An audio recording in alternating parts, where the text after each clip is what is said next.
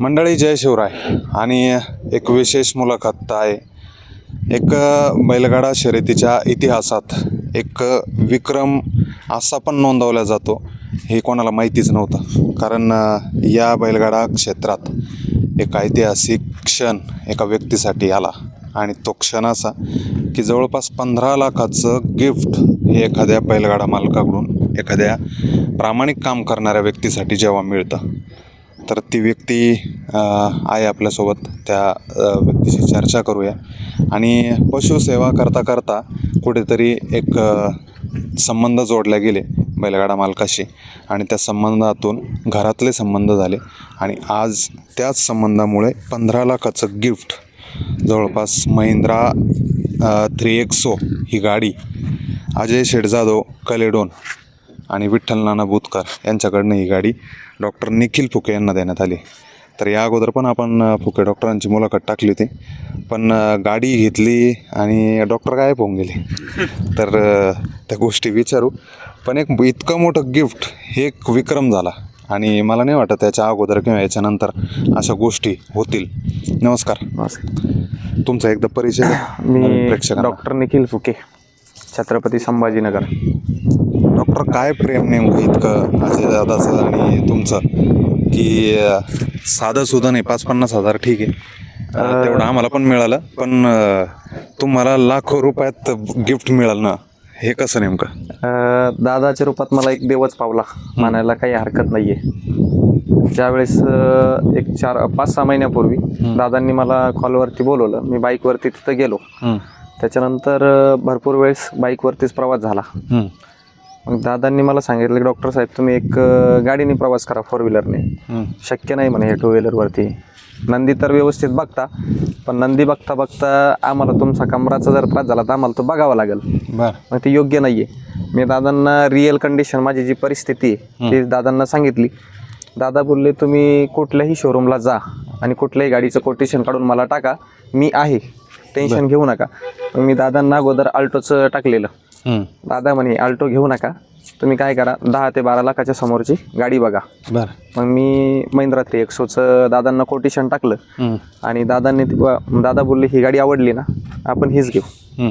दादांनी ती मला गिफ्ट केली. आता कुठलं मॉडेल आहे? टॉपचं मॉडेल आहे की सेकंड आहे? सेकंड टॉप आहे. किती रक्कम पेड झाली या गाडीला? दादा आता पूर्ण ते दादांकडेच आहे. माझे फक्त आधार कार्ड आणि पॅन कार्ड दादांनी बोलवलेले व्हॉट्सअपला. आणि नंबर जो चॉईस नंबर घेतला दादांचा, जो नंबर आहे 9160, त्याच्यासाठी जो खर्च लागला तो पण दादांनीच मला फोनपेला टाकलेला. नंबरचं महत्त्व विचारलं का दादांना? हा, दादांना नंबरचं महत्त्व म्हणजे दादांचा एक लकी नंबर आहे, आणि गोल्डचा पण नंबर दादांनी सांगितला, आणि दादांच्या ग्रुपचा पण नंबर तोच आहे, 9160. एक चांगली वस्तू ही कधी मिळते? प्रामाणिक काम करा, विश्वास कुठेतरी संपादन करा, आणि तेव्हा लोक जोडल्या जातात, घरातले संबंध होता.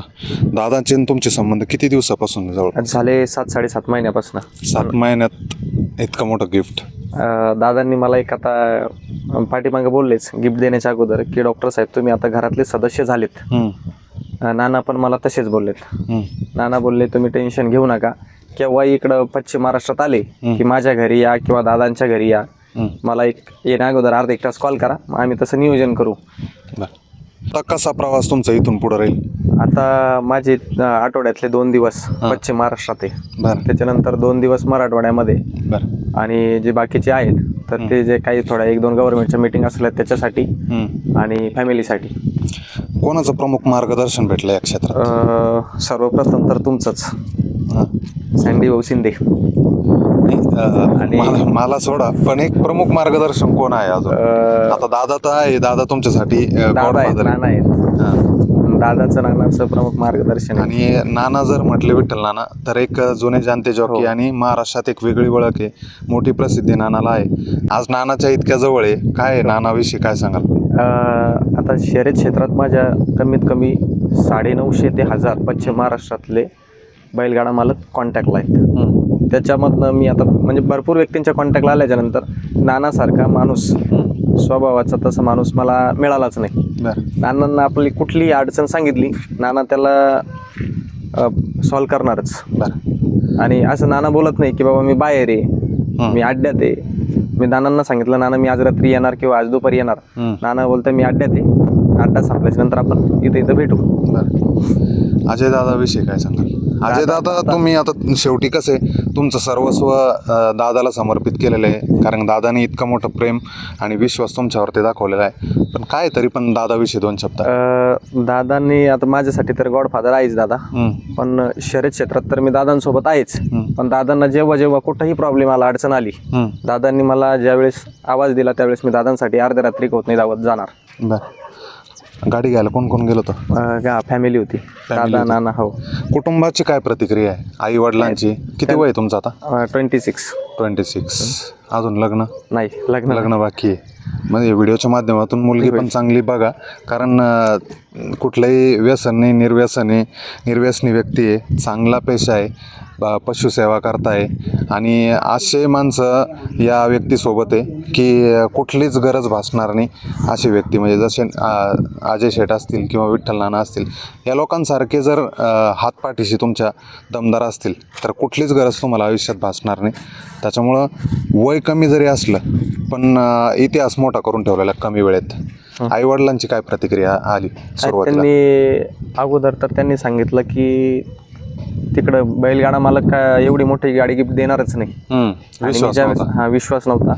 आणि ज्यावेळेस 2 व्हीलरवरती जायचो तर ते मला बोलायचे की तू मोटरसायकलवरती जाऊ नको, ट्रॅव्हल्सनी जा, हे कर ते कर. मी बोलायचो की दादांना जर माझा स्वभाव त्या सगळ्या गोष्टी आवडल्या तर तो माणूस काही करायला तयार आहे. आणि मग ज्यावेळेस मी सांगितलं की मला दादा गाडी गिफ्ट देत आहे, मग त्यांनी आनंदी झाले. घरात कोण कोण असतं? आई वडील, एक भाऊ आहेत, आजी आजोबा आणि बाई. भाऊ छोटा आहे? हो, मी मोठा. म्हणजे सगळं काही भार तुमच्या खांद्यावरती आणि जबाबदारी आहे. तुमचं लग्न असेल, बहिणीचं, भावाचं असेल आणि कुटुंब चालवायचं आहे. पण वडिलांना जो आनंद आहे तो खऱ्या अर्थानं आज मिळाला. हो, नक्कीच. कारण मुलाने कमी वेळेत इतकं मोठं कमवलं. कारण की आज छोटे 2 व्हीलर जरी घ्यायचं म्हटलं तर खूप विचार करावा लागतो मुलांना, कारण तो EMI कसा फेडेल आपण किंवा कसं ते इन्कम होईल त्या माध्यमातून बघावं लागतं. तुम्हाला त्या गोष्टीची गरज नाही आता. माझ्या स्वप्नात पण नव्हतं की मी फील्डवरती प्रॅक्टिस करताना शर्यत क्षेत्रामध्ये ज्यावेळेस प्रॅक्टिसला आलो त्यावेळेस अजिबात मला म्हणजे असं जाणवलंच नाही की आपण 4 व्हीलरमध्ये बाबा फिरू शकतो. कुठून सुरुवात केली तुम्ही सुरुवातीला? मी तळेगावमधून. म्हणजे मी अगोदर सुलतानपूरला प्रॅक्टिस झाली माझी, खुलताबाद तालुक्यात. तिथं नंदीचं प्रमाण कमी आहे, पण तळेगावमध्ये नंदीचं प्रमाण जास्त असल्यामुळे शर्यतीचे पहिलं जास्त शर्यतीचे. हो. बरं. आता मुद्दामून हा प्रश्न करतो कारण की बऱ्याचशा लोकांच्या कमेंट या चुकीच्या येतात. चांगले कमेंट करणारे लोक पण क्वचित आहे. आणि हा जो इंजेक्शनचा प्रकार आहे, तुम्ही डॉक्टर म्हणून आहे, याच्या अगोदरही तुम्ही स्टेटमेंट दिलेलं का जर डॉक्टर इंजेक्शनवर बैल पळवत असते तर तुम्ही स्वतः बैल त्या ठिकाणी खरेदी करून पळवले असते आणि विक्री केली असते. हो, बरोबर आहे. तरी पण कितपत हा विषय आहे? तसं नाही. आता मी कुठंतरी माझी इमानदारी मला काम आली आणि दादांना इमानदारी दिसल्यानंतर दादांनी गाडी गिफ्ट केली.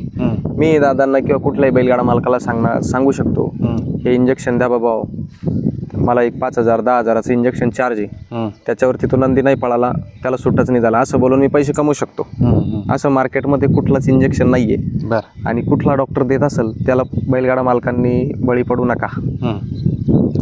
तुम्ही उपचार करताय काय नेमका नानांच्या किंवा दादांच्या बैलांवरती काय उपचार नेमका? कारण की इतका दूरचा प्रवास करून त्या मैदानात जाऊन त्यांच्यावर ट्रीटमेंट, या सगळ्या गोष्टी, तर काय उपचार आहे विशेष म्हणजे आता जे काय जाणवलं तुम्हाला बैलांच्या हालचालीत किंवा त्यांच्या उपचाराबाबतीत? उपचारामध्ये तर आम्ही पाठीमागे उपचार झालेत.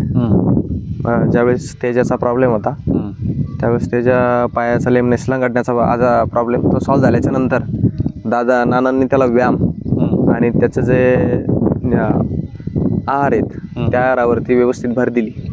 आणि बाकी तर काय त्याचा सराव व्यवस्थित असल्यामुळं काही अडचण नाही. आणि दादाचं पण तसंच आहे. शेटचं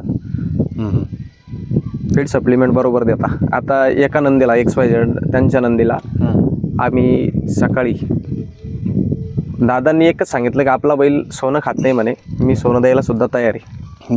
आपल्याला नंदीच जागवायचा. त्याच्यावरती डॉक्टर साहेब तुम्ही भर द्या कशी द्यायची तर. आम्ही आता त्याला दुपारच्या टायमाला एक सफरचंद चालू केलेलं आहे.